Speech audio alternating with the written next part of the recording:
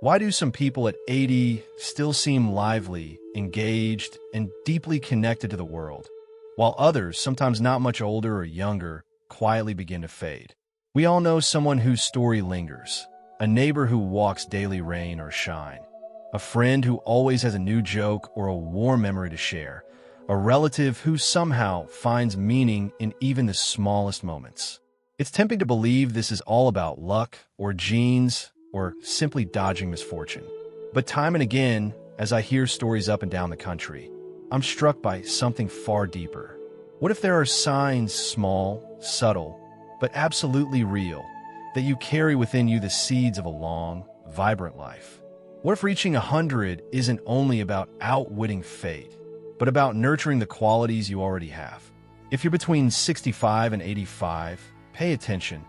If you recognize these 8 signs in yourself, science agrees you may have what it takes not just for more years, but for more life in those years. And if you're curious, if you believe in second chances or quiet beginnings, I hope you'll listen to these stories, woven from real lives and small miracles, and see yourself between the lines. Before we go further, if these stories stir something in you, remind you of an old friend, or spark hope about your own journey, please like, share, or leave your thoughts below.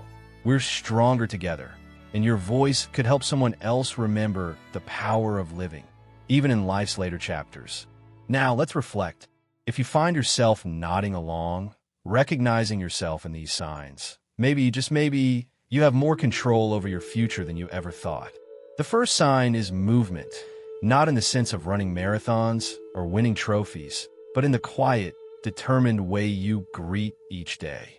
There's a dignity in daily movement, in putting on your shoes, opening the door, and greeting the world outside. Consider Mary, who at 79 walks each morning down to the end of her block, past the old oak tree with its wild squirrels. Some mornings, her knees ache, but she moves anyway. Her secret isn't any special exercise. It's that she moves it all, every day, in her own rhythm. She notices the light shifting through the seasons, the mailman's cheerful hello, the way the air changes before a summer storm. Her walks aren't only exercise. They're ritual, connection, declaration. Last winter, when ice coated the sidewalks, Mary's daughter begged her to stay inside. For 3 weeks, Mary complied, watching the world through her window. Her mood darkened. She felt her muscles stiffening, not just from disuse, but from disconnection. The day the ice melted, Mary was back outside, breathing deeply, nodding to familiar faces. Those 3 weeks taught me something, she told me later. Staying still isn't just about your body. It's about your spirit. As Mary says, it's not about how far I go. It's about that I go. Over years, daily movement becomes less of a discipline and more of a promise that you're still here, still part of the world, no matter what the calendar says. I also think of Robert, who at 84 still tends his garden. His hands are gnarled with arthritis, but each spring, he pushes seeds into the soil. Some days, he can only work for 20 minutes before the pain becomes too much. But those 20 minutes matter. They connect him to the earth, to the cycle of seasons, to hope itself. When you plant a seed, he says, you're betting on tomorrow. Movement isn't just exercise. It's participation in life's ongoing story. The second sign is the nourishment of connection, both grand and fleeting. We tend to celebrate lifelong marriages and devoted families, and rightly so, but research and real life both point to something even broader, the power of small interactions. Short, friendly exchanges, a wave to the neighbor, a shared laugh at the grocery checkout, a nod to a fellow dog walker, form a subtle net holding us up. When those tiny moments vanish, the world shrinks. There's a gentle magic in knowing someone expects to see you. I remember Mr. Thompson, a retired mechanic. Every afternoon, he parked himself on his porch and watched the world go by. Kids, delivery folks, neighbors. He greeted them all, sometimes with only a wink or a joke. When bad weather kept him inside for a week, he felt the difference instantly. It's like sitting in a silent movie, he said. As soon as he returned to his perch, the world resumed its color and music. Then there's Eleanor, who lost her husband after 52 years of marriage. The silence in her home was deafening. She started going to the same coffee shop every morning, ordering the same small latte. At first, she spoke to no one, but gradually, the baristas learned her name. They noticed when she missed a day. A simple, "We missed you yesterday," Eleanor became a lifeline. Soon, she was exchanging pleasantries with other regulars. Nothing profound, comments about the weather, a new pastry, a holiday approaching. But those tiny exchanges gave structure to her days, reason to put on lipstick, to step outside. "I'm not looking for another husband," she told me once. "I'm just looking for moments where I'm seen." These seemingly minor social threads become, over time, the sturdy fabric of our lives. A third sign is curiosity, a spirit that refuses to let life close in around it. Age can make us cautious, and the temptation to stick to the known is strong. But the longest living people I've met all share a hunger for novelty, a humility in the face of what's new. After his wife died, Bill, at 82, learned how to text his grandchildren, not because he found it easy, but because he wanted to join their world. At first, his big fingers botched every attempt. But slowly, his texts became little lifelines, connecting generations over distance. He later joined an online chess club, where he learned new strategies from players decades younger. He wore his mistakes like badges of honor. "If you only do what you know, you'll only get what you have," he laughed. The same spirit animated Lucille, who at 76 took her first painting class. "I was terrible," she admits, laughing. "Just awful. But I love the colors, the feel of the brush, the rush of learning something useless and beautiful." Her paintings may never hang in a museum, but each one marks a chapter of adventurous spirit. Lucille's curiosity didn't just keep her mind sharp. It made her days richer, filled with stories and laughter she could share with her grandchildren. She'd often say, "You're never too old to be new at something." Curiosity is visible in the little choices, trying a new recipe, listening to music you've never heard before, daring to ask questions when you don't know the answer. For some, it's joining a local history club or volunteering at a museum. For others, it's simply tuning into a podcast or reading a new book every month. What matters isn't the size of the adventure, but the willingness to step outside your comfort zone. That openness is a thread running through the lives of those who reach 100, a refusal to let age define what's possible. The fourth sign is adaptability, the capacity to respond to changes, large and small, with more grace than resistance. Life after 65 brings its share of adjustments, retirement, health challenges, moving to a new community, the loss of loved ones. The people who thrive are often those who accept change not as an enemy, but as a natural part of life's rhythm. Think of Frank, who at 70 lost the ability to drive due to poor vision. For months, he mourned the independence he'd known for decades. Then, slowly, he learned new routines. He started taking the bus, making friends at the stop, learning to appreciate walks around his neighborhood. When friends offered rides, he said yes, letting go of pride and seeing it as a way to spend time together. "I realized I could sit here and be miserable, or I could step out my new front door and see what happened," Frank said. That choice, again and again, to adapt instead of retreat, is what kept his world large. Similarly, there's Rita, who moved into assisted living at 80 after her husband passed and her children, scattered across the country, worried about her being alone. At first, she felt displaced, her cookbooks boxed up, her beloved garden left behind. But rather than shutting down, Rita found new routines. She became the unofficial greeter at mealtimes, organized a bridge group, and even started tending the community's modest potted plants. "It wasn't my home, but it became home," she told me. Adaptability doesn't erase loss, but it invites in new beginnings. A fifth sign is finding meaning, even as your roles change or the world around you shifts. Many people, after retiring or seeing their children grown, face quiet questions. What am I here for now? What's left for me to do? Those who find their way past these questions are those who rediscover purpose in unexpected places. Take Benjamin, a former high school principal who, after leaving his post, felt adrift. For months, He missed the energy of the hallways, the sense of responsibility and respect. Then he signed up to mentor teens at a local community center. He found his old skills, listening, encouraging, quietly guiding, were as valuable as ever. Slowly, Benjamin's sense of purpose was rekindled. I realized I didn't have to be in charge to make a difference, he said, his eyes bright with satisfaction. Purpose might mean volunteering, or babysitting a grandchild, or simply keeping a daily journal. It might be making quilts, tending to a pet, or participating in a book discussion.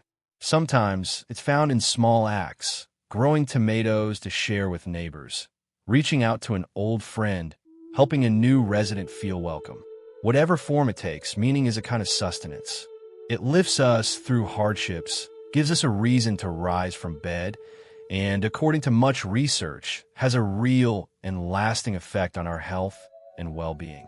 The sixth sign is a practical approach to health, rooted not in perfectionism, but in steadfastness. There's a quiet heroism in those who attend their checkups, take their medications, and do their best to respect the body they inhabit. For years, Mabel brushed off her daughter's pleas to get a checkup. At 70, she finally agreed, discovering high blood pressure early enough to take action. She started each morning with gentle stretching, watched her salt, and learned to cook with new spices. Her favorite became smoked paprika, which she claimed gave her the taste of bacon without the aftereffects. Mabel found pleasure in the little adjustments, and her reward was not just improved health numbers, but a sense of control and accomplishment. Then there's Donald, who faced diabetes in his 70s. He approached it like an engineer, charting his blood sugar, learning which foods helped or hurt, becoming his own advocate at doctor's appointments. It gave him a project, a sense of mastery, and, maybe most importantly, years of energy and clarity. The lesson from Mabel and Donald isn't about deprivation or strict rules, but about respect. They respected their bodies not out of fear, but out of a desire to keep living as fully as possible for as long as possible. Caring for your health might also mean knowing when to rest, when to say no, and when to ask for help. Those who live long are rarely stubborn about accepting support. They see it as another element of good self-care. In the words of one centenarian, I ask for help when I need it. If someone wants to carry my groceries, who am I to argue? The seventh sign is kindness, both given and received. Many people who thrive in their 90s and beyond develop a softness, a readiness to see the good in others, and a grace in letting the small stuff slide. Mildred, who recently celebrated her 95th birthday, is famous in her neighborhood for remembering birthdays, for the way she greets every child with a smile, for leaving tomatoes on doorsteps every August. She does not gossip. She forgives quickly. It's not worth holding grudges, she says. There's too much else to enjoy.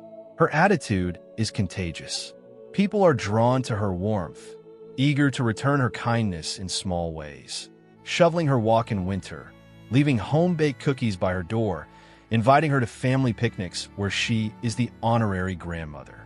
Mildred's kindness is both a gift and a shield, insulating her from loneliness and drawing people into her world. And then there's a subtler, but equally important kindness toward oneself. Survivors of long life know how to let themselves off the hook. They forgive their own mistakes, laugh at old missteps, and give themselves permission to rest.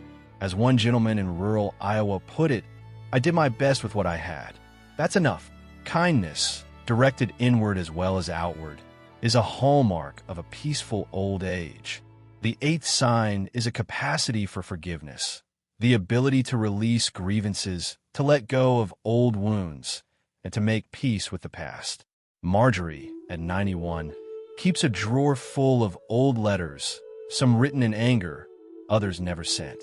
Some days, Marjorie sits by her window and reads through those letters, a living archive of hurts and misunderstandings.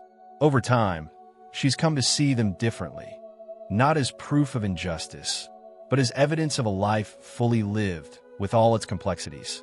A few years ago, she began to reach out to those with whom she'd quarreled or drifted apart. Sometimes she received warm replies. Other times there was silence. What surprised her was not the replies, but the lightness she felt in her own spirit after sending each note. Forgiveness is about freeing yourself, she says. You can't move forward if you're dragging the past behind you. Harold, a Navy veteran, found forgiveness late. He'd lost touch with his son after a series of bitter arguments in his 50s. Years slipped by. Eventually, a neighbor encouraged him to pick up the phone, just once. That first conversation was awkward, full of long pauses and old shadows, but over time, they built a shaky bridge and slowly crossed it together. Harold never forgot the years lost, but he also discovered that saying, "I forgive you," and "I'm sorry," was one of the bravest things he'd ever done. Their last 5 years together, fishing, watching baseball, simply sharing Sunday coffee, became a treasure neither took for granted. Forgiveness doesn't erase what's happened, but it loosens the grip of pain and allows room for peace, laughter, and sometimes even reconciliation. The centenarians I've met who seem most at ease with the world are not those who escape difficulty, but those who learn to let go of what they couldn't change, to apologize without shame, and to accept apologies with gratitude. Stepping back, these 8 signs, daily movement, connection, curiosity, adaptability, purpose, practical self-care, kindness, and forgiveness, paint a portrait of resilience, not perfection. Most people who reach their late 90s or cross the threshold of 100 aren't flawless or extraordinarily lucky. They're ordinary folks who have chosen, again and again, to show up for life as it is. They keep planting seeds and tending gardens, whether in the earth or in their hearts. It's important to remember that decline after 80 usually doesn't come suddenly. More often, it's the creeping withdrawal from small joys, skipping the daily walk, letting silence replace conversation, trading curiosity for nostalgia, holding on to old hurts. Vitality slips away not only because of aging, but because of the quiet disappearance of the things that make life sweet and meaningful. But every day you have the chance to choose differently, to reach for one or more of these sustaining habits. Perhaps you start with a single small change, stepping outdoors each morning, making a phone call, forgiving a grudge, greeting someone new. With repetition, these actions become rituals, and those rituals become a foundation for years to come. Let me pause and ask you to reflect. Which signs do you see in your own life? Is there one you'd like to strengthen, or a story here that reminds you of a chapter from your own journey? Maybe you recognize yourself in Mary's morning walks or in Bill's patient embrace of new technology. Perhaps you sense that your own kindness, like Mildred's, has rippled outwards and brought warmth in return. Or maybe, like Marjorie or Harold, there's a letter you still need to write, a phone call you've put off for too long. You don't need to transform everything at once. The secret isn't in grand gestures, but in the smallest acts repeated faithfully. A gentle stretch before breakfast, a word of encouragement to a friend, trying a new food, forgiving yourself for that thing you regret. Each effort, no matter how humble, is a stitch in the fabric of long life. If you recognize even a few of these signs in yourself, that's reason for hope. Science may give us the headlines, but it's your daily choices that write your story. Remember, it's never too late to begin again. Think about those you've known who lived long and well. Not just in years counted, but in days filled. Their lives were rarely perfect. Many suffered grievous losses, health scares, loneliness, or financial worry. But what set them apart was not immunity to struggle, but their refusal to let the hard days define the rest of their journey. Some found strength in faith, others in family, still others in the gentle structure of a daily routine. Walking into the sunlight, saying hello to a neighbor, planting tomatoes even when the forecast threatened frost. These things seem small, yet over decades, they are the ties that bind us to life. One of the most moving stories I know is of Anita, who turned 102 last fall. Her secret? Every morning I wake up, I say thank you for the chance to see what will happen today. I make my bed, I water my plants, and I call my sister. That's the routine. Not every day is good, but every day means something. Anita's laughter is full, her memory sharp. Not because her life has been easy, but because she has loved, forgiven, and kept reaching out, even after heartbreak. So, as you listen to these stories and consider the 8 signs, remember that your journey matters. You have time. Whether you're 65, 85, or already past 90, you shape your days by the rituals and attitudes you choose. The habits you nurture are the real secret. Not to avoiding old age, but to filling it with as much meaning, connection, and joy as possible. Which of these signs speaks loudest to you today? Is it curiosity, inviting you to learn something new, or forgiveness, waiting gently in the background? Will you pick up the phone and call an old friend or smile at a stranger while walking your dog? Will you forgive yourself for what you couldn't do and take pride in what you can do now? The smallest steps taken today can be the start of a new chapter tomorrow. Thank you for journeying here with me, for opening your heart to possibility, and for considering the simple wisdom of those who have lived long and well. If this message meant something to you, please like and share with someone who could use a little hope. Leave your thoughts below. Your story may be the encouragement another person needs. And above all, remember, if you're still here, you still have time to live well.